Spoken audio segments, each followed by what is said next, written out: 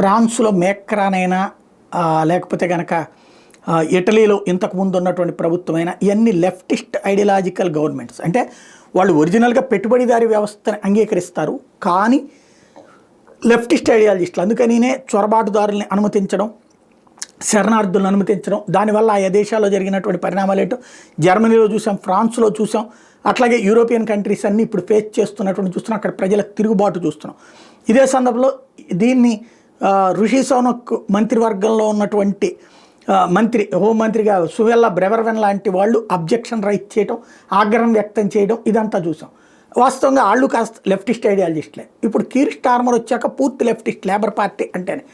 దాంతో చివరికి బ్రిటన్ పౌరులనే తీసుకెళ్లి అరెస్ట్ చేసి జైళ్ళలో పెట్టినటువంటి సంఘటనలు చూసాం. ఈ నేపథ్యంలో ఆగ్రహం వ్యక్తం చేస్తున్నట్టు ట్రంప్ ఒక పక్కన బ్రిటన్ టూర్ పెట్టుకుని బ్రిటన్ ప్రధానమంత్రితో మీటింగ్ అవబోతున్నటువంటి సందర్భంలోనే ఇంతకు ముందే బ్రిటన్ మీద కామెంట్లు చేయడం ప్రారంభించాడు.